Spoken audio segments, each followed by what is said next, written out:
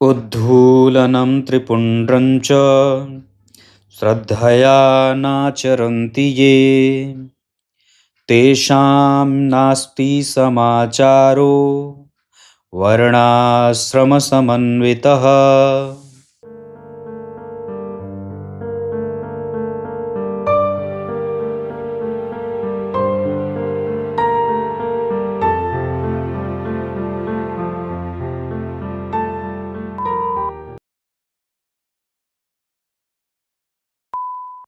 प्रिय दर्शकों, नमस्कार। एक बार फिर से उपस्थित हूं आप सबके सामने सोमवार के कार्यक्रम में जन्म कुंडली का दशम भाव। आज आपका ध्यान जन्म कुंडली के दशम भाव से संबंधित कुछ प्रमुख सिद्धांतों पे लेके आने वाला। शुरू करते हैं आज का कार्यक्रम। जय श्री कृष्ण आवश्यक रूप से लिखना चाहिए। रविवार के कार्यक्रम के लिए अपना डेट ऑफ बर्थ, टाइम और प्लेस, AM PM का विशेष ध्यान, प्रश्न कम से कम 1 से अधिक 2 और साथ ही साथ आप जगह, जिला, स्थान आदि का नाम भी पूर्णतया स्पष्ट रूप से लिखें। अगर शिकायत भी कर रहे हैं कि मेरी कुंडली नहीं चुनी गई है तो उसी के साथ अपना डेट ऑफ बर्थ भी लिखा करें, मैं वहां से भी चुन लूंगा। और किसी भी कार्यक्रम को देख करके आप अपनी डिटेल लिख सकते हैं। आइए विषय पे लेके आता हूं। जो मैंने श्लोक पढ़ा ये शिव पुराण का है, आगे बताऊंगा। जन्म कुंडली के दशम भाव के स्वामी किन किन भावों में बैठते हैं तो वो ये इशारा करते हैं कि व्यक्ति का करियर उज्जवल है। और ये जो मैंने वर्ग चार्ट बनाया है ये लग्न चक्र का है, लेकिन आपको अपनी कुंडली में लग्न और दशम भाव के अधिपति यानी कि लग्न भाव और दशम भाव अर्थात मैं यहाँ पे ये कहूंगा बार बार दशमांशा है ना, जो कर्मफल पूर्णतया आपका बताता है। तो आपके सामने आपकी लग्न कुंडली होनी चाहिए और दशमांशा कुंडली होनी चाहिए।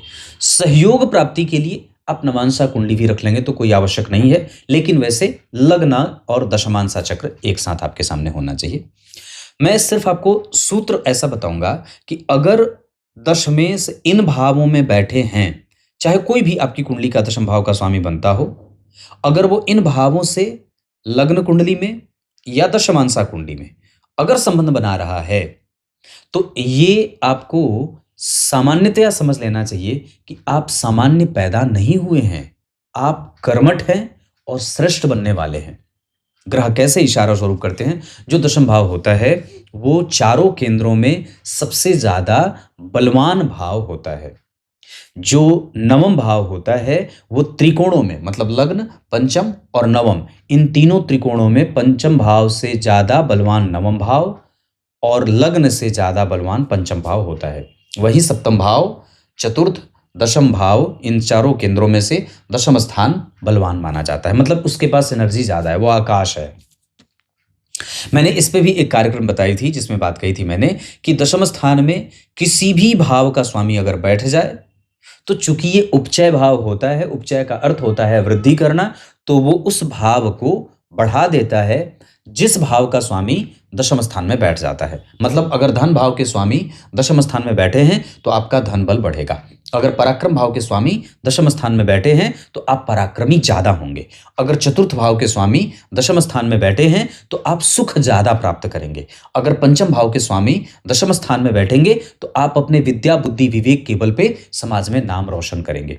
अगर छठवें भाव के स्वामी दशम स्थान में बैठे हैं तो आप नौकरी से अपने समाज में नाम अपना रोशन करेंगे। सप्तम स्थान के स्वामी अगर दशम स्थान में बैठे हैं तो आपको आपके व्यापार और कारोबार के साथ अपनी पत्नी का सुख आपको बढ़िया मिलेगा। अष्टम स्थान के स्वामी अगर दशम स्थान में बैठे हैं तो ये आपके जीवन में कष्ट की अभिवृद्धि करने वाले हो जाएंगे। वही स्थिति छठवें भाव में भी कई बार देखने को मिलेगी। नवम भाव के स्वामी अगर दशम स्थान में बैठ जाएंगे तो आपके भाग्य की अभिवृद्धि कर देंगे। दशम स्थान का स्वामी अगर दशम स्थान में बैठा है तो कहना ही नहीं है।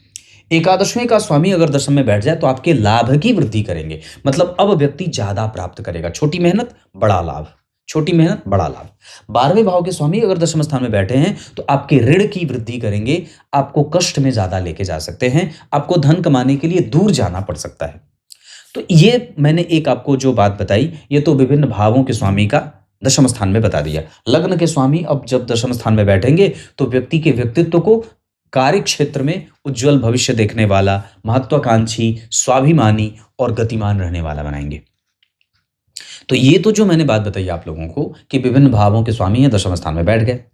लेकिन दशमेश अगर किन भाव में बैठेंगे, किन किन भावों में बैठेंगे तो आपको वो गतिमान बनाएंगे, महत्वपूर्ण बना देते हैं और आपको अरबपति खरबपति की सूची में लेके शामिल कर देते हैं। सबसे पहली बात, दशम स्थान का अधिपति जब जन्म कुंडली के लग्न में बैठ जाए तो ये व्यक्ति पराक्रमी, सुखी और सकारात्मक बिहेवियर के साथ काम करने वाला होता है। वो अपने निर्णय, चाहे उसके कोई भी निर्णय, चाहे वो गलत ही निर्णय क्यों ना हो, उसी को सही बदल देता है, सही में बदल देता है। और ये वही लोग होते हैं जो ये कहते हुए देखे जाते हैं कि निर्णय कोई भी गलत नहीं होता है और सही नहीं होता है, उसके प्रति आपका समर्पण और आपकी मेहनत उसे सही और गलत सिद्ध करती है ना। उसी तरीके से अगर दशम भाव का अधिपति द्वितीय भाव में बैठा हो तो ये आपको खूब सारा धन और खूब सारा सुख देता है, क्योंकि अपने भाव से ये त्रिकोण में बैठा है। दशम भाव के अधिपति अगर जन्म कुंडली के पंचम भाव में बैठ जाएंगे तो ये बहुत ही श्रेष्ठ और ये इतना बढ़िया योग बना देते हैं कि व्यक्ति बहुत छोटी अवस्था में अपने विद्या, अपनी बुद्धि, अपने ज्ञान, स्वविवेक से लाभ अर्जित करता है और बहुत छोटी अवस्था में लाख, करोड़ और अरबों की संपत्ति इकट्ठा कर लेता है। या ये भी कह सकते हैं कि उसके पिता की संपत्ति को वो और भी ज्यादा जोड़ने वाला हो जाता है। वहीं दशम स्थान के अधिपति अगर जन्म कुंडली के नवम भाव में बैठ जाएंगे तो ये अपने आप में ही महान योग तो बनता ही है, साथ ही साथ इसमें आपके पूर्वजों के आशीर्वाद के कारण भी आपको ये लाभ देने वाला हो जाता है। एक बात और भी होगी, अगर दशम स्थान के अधिपति एकादशवें भाव में बैठ जाएंगे तो यहाँ आपको आपके पिता से इतनी सारी संपत्ति मिल जाती है कि आपको कई बार कुछ भी करना नहीं पड़ता है, और अगर आप जो भी करेंगे तो आप उनसे आगे ही करेंगे।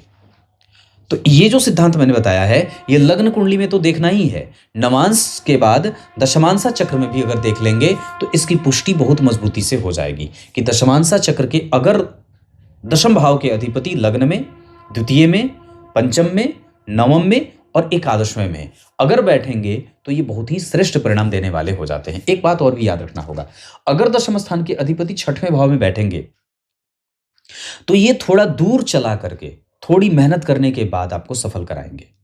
हो सकता है कि आपका समय थोड़ा नष्ट हो।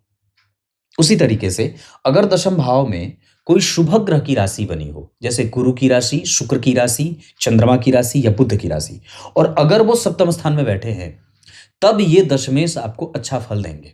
लेकिन अगर कोई दशम भाव का स्वामी पापग्रह बनता हो, शनि और मंगल, और अगर वो सप्तम भाव में बैठे हैं तब वो आपको घसीटी करवाएंगे, मेहनत करवाएंगे और आपको पेंडुलम बना देंगे। कई बार आपको बड़ी भ्रमित कर देने वाला बना देते हैं या होने वाला बना देते हैं।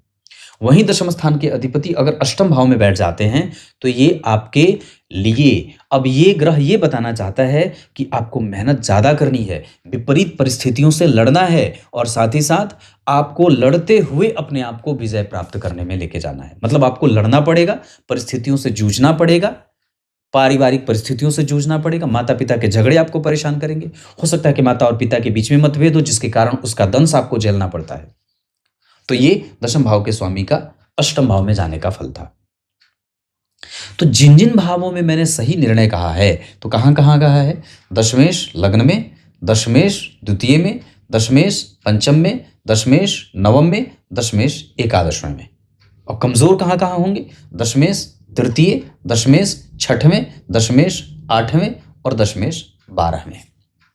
अब जरा ध्यान से समझेंगे तो और भी, आप जब नीचे उतरते हैं तो छठवें भाव में वो आपको प्रतियोगिता देते हैं, अष्टम भाव में वो आपको संघर्ष बढ़ा देते हैं, या कई बार जब दशम भाव के स्वामी 12वें में बैठ जाते हैं तो आपको वो परिणाम प्राप्त करने के लिए अपनी उम्र जलानी पड़ती है, बहुत लंबे समय तक आपको जलना पड़ता है, पेशेंस रखना पड़ता है।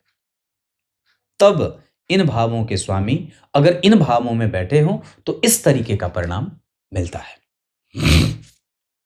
दशम भाव को और भी ज्यादा अच्छे तरीके से अगर समझना हो तो आप एक सिद्धांत और भी याद रखिएगा कि अगर दशम भाव पे किसी भी तरीके से गुरु या शुक्र का संबंध बन जाए या सूर्य का संबंध बन जाए, दशम भाव के अधिपति के साथ गुरु बैठे हों, दशम भाव के अधिपति के साथ शुक्र बैठे हों या दशम भाव के अधिपति के साथ सूर्य बैठे हों, लेकिन अस्त नहीं होने चाहिए, तो ये आपको उच्च पद और प्रतिष्ठा के साथ मायावी बना देता है, बड़ा ही गहरा पद प्राप्त करने वाला, ऊंची प्रतिष्ठा, ऊंचा पद, ऊंची लाइमलाइट देने वाला हो जाता है ना। इतनी सारी सिद्धांत अगर दशम भाव के अधिपति ऐसी स्थिति में बैठे हों तो फिर आपको बिल्कुल भी चिंतित होने की कोई आवश्यकता नहीं है। अब आइए कार्यक्रम के आरंभ में जो मैंने श्लोक पढ़ा था उसका अर्थ बता दूं।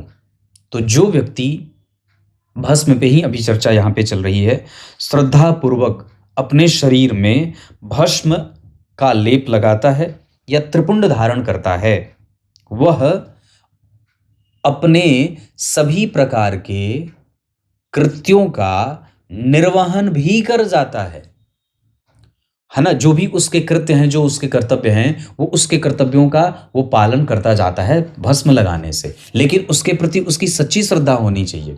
और जो नहीं लगाता वो वर्ण आश्रम धर्म का भी समुचित तरीके से पालन नहीं कर पाता है। इस वजह से हमें अपने मस्तक पे, ललाट पे भस्म निश्चित रूप से धारण करना चाहिए। शरीर पे भी गोईठे से, गोबर का जो उपला होता है, गाय का गोबर, उससे निर्मित भस्म और यज्ञ की आहुति के द्वारा जो भस्म तैयार होता है वो जरूर ही अपने शरीर पर धारण करना चाहिए। तब तक के लिए बहुत बहुत नमस्कार।